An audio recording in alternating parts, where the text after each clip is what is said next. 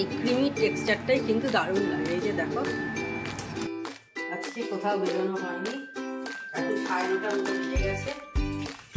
দেখো আজকে এইগুলো একটু ধুয়ে নিচ্ছি, অনেকদিন ধোয়া হয়নি।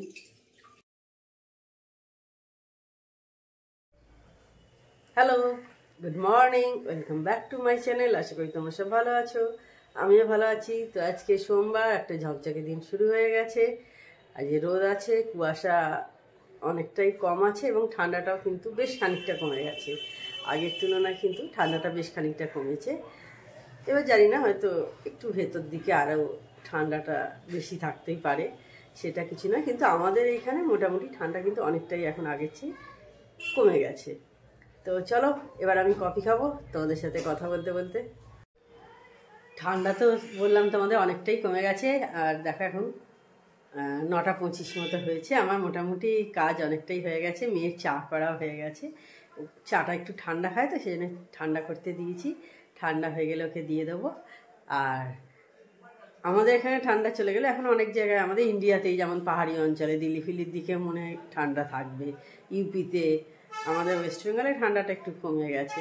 আর বিদেশে তো কিছু কিছু জায়গায়, কানাডা যেমন, তারপরে ইংল্যান্ডে, ইউকেতে আর কি, মানে পুরো ইউরোপ জুড়ে ইউরোপেই আর কি এখনও বেশ দীর্ঘদিন ঠান্ডা থাকবে।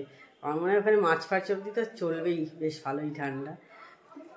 কিন্তু ওইখানে থাকলে কি হবে, বেশ ভালো লাগে বিদেশের দেখতে, বেশ ঠান্ডা বরফ চারিদিকে, কিন্তু খুব কষ্টকর জীবন। মানে আমরা যে কষ্টটা কিছুই নয়, সেখানে ওদের ওই বরফ ক্লিন করা, রোজ যখনই বেরোবে সকাল হওয়া মানেই, সকালে উঠে বরফ পড়া মানেই বাড়ি থেকে বেরোবে, সব রোজ ক্লিন করার। ওদের দেশে তো আর আমাদের মতো এত লোক পাওয়া যায় না যে ক্লিন করবে, তারা এসে এইগুলো করবে, এগুলো নিজেদেরই সব করে নিতে হয়। তো যাই হোক, ওদেরও কিন্তু বেশ কষ্টকর জীবন। ভালো লাগে বিদেশের সব কিছুই দেখতে, কিন্তু তার মধ্যে এগুলোও কিন্তু আছে। যদিও আমাদের এখানেও কাশ্মীর, হিমাচল, মানে যেখানে বরফ পড়ে, উত্তরাখণ্ড, এইসব জায়গাতে তাদেরও তাই কষ্টকর লাইফ। বরঞ্চ ওইখানে যেমন তবু ঘরে ঘরে রুম হিটার আছে, মানে অটোমেটিকই, মানে প্রত্যেকের ঘরেতেই আছে। এইখানে তো আর আমাদের দেশে গরিব অনেক বেশি, তো লোক সংখ্যাও যেমন বেশি, তো প্রত্যেক ঘরেতে নেই। তাদেরও তাই বরফ পরিষ্কার করো রোজ, ডেলি করতে হবে, তাদেরও তাই একই, মানে বরফ পড়লেই সমস্যা। কিন্তু আমরা এইটাই কিন্তু এনজয় করার জন্য যাই আবার বরফ দেখতে, তাই না বলো? মানে ওই 2 দিন যাচ্ছি, কদিন থাকলাম সেটাই ঠিক আছে। মানে যারা সবসময় থাকে তারা জানে কিন্তু যে বরফ পড়লে কি সাংঘাতিক অবস্থা হয়। জল পাওয়া যায় না, পাইপ ফেটে যায়, হ্যাঁ, এসব তো হামেশাই হয়ে থাকে। কারেন্ট থাকে না, বিভিন্ন সমস্যা। মানে ওখানে ওই বিদেশেও যা, আমাদের এখানে সেমই প্রবলেম, এটাই আমি বলতে চাইছি আর কি। এই জন্য আমি আমার হাজব্যান্ডকে বলি, মানে বাড়িতে আলোচনা করি আর কি, যে আমাদের প্লেনল্যান্ডে যে সুযোগ সুবিধা আছে, যা ফেসিলিটিস, সেটা কখনোই কিন্তু পাহাড়ি অঞ্চলে বা অন্য কোথাও পাওয়া যাবে না। কিন্তু আমাদের দেখো দীর্ঘক্ষণ আমরা কাজ করতে পারি, কিন্তু কোনো প্রবলেম নেই। আমার কফি খাওয়া হয়ে গেছে, আমার হাজব্যান্ডকে চা করে দেওয়া হয়ে গেছে, মেয়ের চা তো অনেকক্ষণ আগেই হয়ে গেছিলো। তো এবার সেই জন্য সব থালাগুলো সাবান দিয়ে নিচ্ছি, মানে সাবান নয়, মানে এমনি জল দিয়ে ধুয়ে রেখে দিচ্ছি আর কি। আর আমাদের চা কফি যেগুলো খেয়েছি সেগুলোকেও দেখো সাবান দিয়ে নিচ্ছি। তারপরে এই বার্নারটা, যেটা ওভেনে আর কি, ওভেনেরটাও সাবান দিয়ে রাখছি, কারণ ডিম হয়েছিল তো, আমি রেগুলারই এইভাবে রাখি। অনেকক্ষণ পর আবার আমি অন হয়েছি। এখন এবার ব্রেকফাস্ট তৈরি করছি। আজকে ব্রেকফাস্টে আমাদের দুজনের পাস্তা হবে। কালকে দেখেছিলাম আমার মেয়ের জন্য করেছিলাম, কালকে জলখাবার আমরা বাড়িতে খেতে গেছিলাম, মানে আমার বাড়িতে আর কি। মা কচুরি করেছিল, কড়াইশুঁটি কচুরি খেতে গেছিলাম।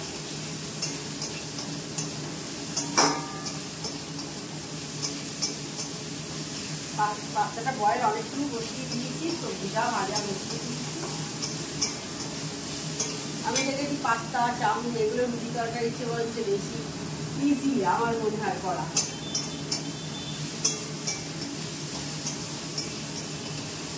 তাড়াতাড়ি আর কি হয়ে যায়।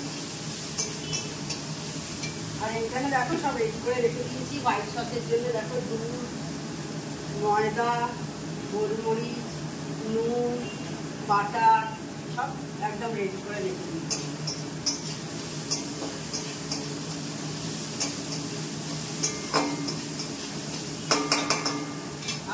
করতে করতে আবার গিয়ে একবার করে আনো, আবার গিয়ে একবার করে আনো, ওইটা একদম ভালো লাগে না। তার থেকে মনে হয় অ্যারেঞ্জ করে রেখে দিই সামনে, তারপরে করবো। এবার কোনোটা হয়তো মিস হয়ে যায়, হয় না তা না, মাঝে মাঝে হয়তো কোনোটা ভুলে গেলাম, এটা আনা হয়নি, ওইটা আনা হয়নি, কিন্তু মনে হয় যেন সব অ্যারেঞ্জ থাকবে, সামনাসামনি থাকবে, ওটাও হয়ে যাবে।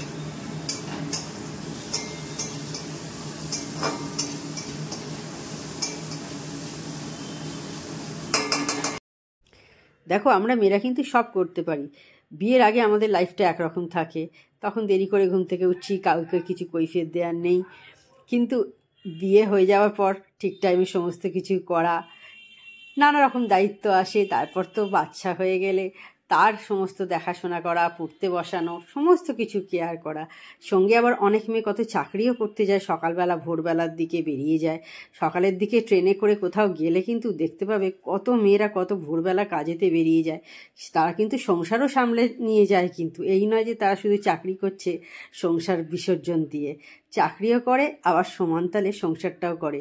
সেই জন্যই বলছি আমরা মেয়েরা কিন্তু সব পারি চেষ্টা করলে। দেখো রেডি হয়ে গেছে, দেখতে পাচ্ছ। এই ক্রিমি টেক্সচারটাই কিন্তু দারুণ লাগে। এই যে দেখো,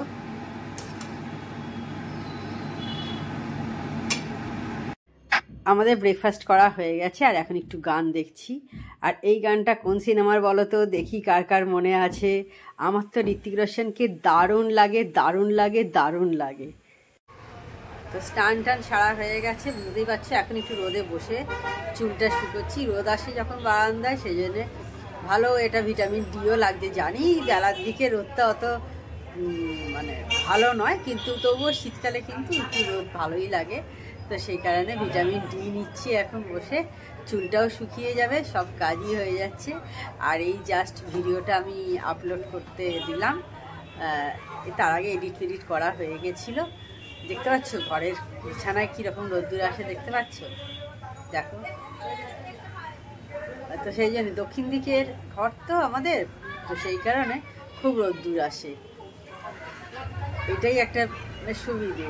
আর এদিকে এতেও তাই, গরমকালে তোমার রোদ্দুর কিছু সেরকম আসেও না, আবার দক্ষিণে হাওয়াটাও পাওয়া যায়, দারুণ লাগে। কিন্তু আমি সেই লোভেই বলেছিলাম দক্ষিণ দিকের ফ্ল্যাট চাই তোমাদের দাদাকে, কারণ দক্ষিণ দিক কী জিনিস সত্যি কথা আমি তখন জানতামও না।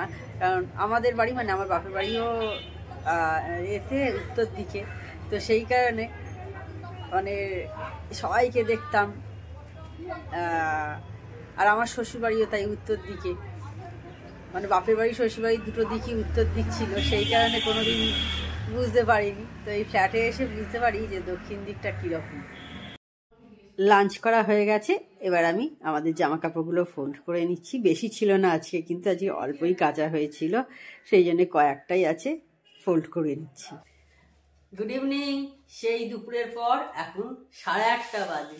দুপুরবেলা তখন অন হয়েছিলাম, খাওয়া দাওয়ার পর ওই জামা কাপড় ফোল্ড করতে করতে তখন 3টে 3:30 হবে মনে হয়। তো তারপর এখন বাজে হচ্ছে 1:30।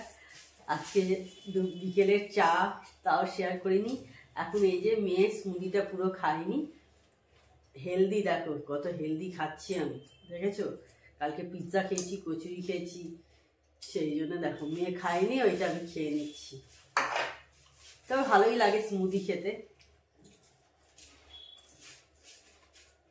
খারাপ লাগে না, হালকা একটু মিষ্টি থাকে, আর সব ভালো জিনিসই দেওয়া আছে।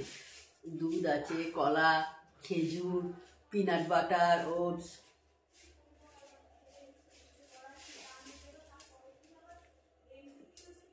অনেকক্ষণ করেছি তো তলাটা বসে বসে গেছে, হয় না অনেকক্ষণ পর করলে এই সমস্ত মানে কলা ফলাগুলো নিচে গিয়ে।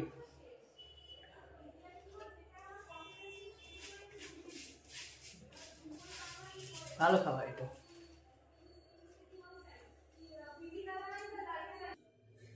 আজকে কোথাও বেরোনো হয়নি, এখন 9:30 মতো বেজে গেছে। দেখো আজকে এইগুলো একটু ধুয়ে নিচ্ছি, অনেকদিন ধোয়া হয়নি, সেই পুজোর সময় হয়েছিল, নোংরা হয়েছে, তো ভাবলাম সেই জন্য আজকে করিনি, বাড়িতে যখন আছি। তার আগে এখন একটু হেঁটে নিলাম ঘরের মধ্যেই। আমার একটা না বসে থাকতে ভালো লাগে না আর কি, একটু এটা ভিজে গেলেই পরিষ্কার হয়ে যাবে, তারপরে জল দিয়ে ধুয়ে বারান্দায় দিয়ে দেবো। ব্যাস, সেই লাস্ট পুজোর সময় করেছিলাম, তারপর থেকে আর করা হয়নি। খুব বেশি ময়লা হয়নি, হালকা হালকা হয়েছে দেখছি।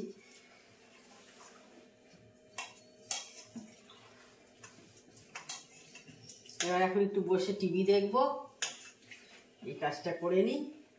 মোটামুটি বেরিয়ে গেছে।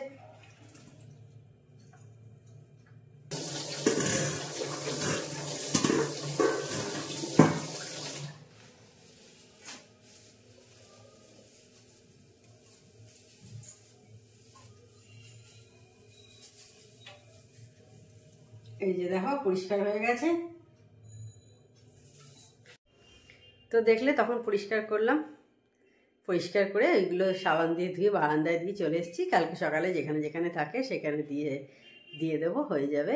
কারণ দেখলাম সকালে না ধরো কাজের মধ্যে মাথায় থাকে না, এখন যখন বাড়িতে আছি মাথায় এলে এই কাজটা অনেক দিন করা হচ্ছে না। বললাম তোমাদের সেই পুজোর সময় লাস্ট করেছিলাম, তো সেই কারণে আজকে ওটা ধুয়ে নিলাম। তো দেখো এখন প্রায় 9:10 বেজে গেছে। তো তাহলে আজকে ভিডিওটা আমি বড় করছি না। তো আমার চ্যানেল যদি তোমাদের ভালো লেগে থাকে তবে অবশ্যই আমার চ্যানেলকে তোমরা সাবস্ক্রাইব করো, লাইক করো আর শেয়ার করো। আর যেসব বন্ধুরা এখনও পর্যন্ত আমার চ্যানেলকে সাবস্ক্রাইব করোনি তার চটপট আমার চ্যানেলকে সাবস্ক্রাইব করে দিও। Tata, good night, sweet dreams.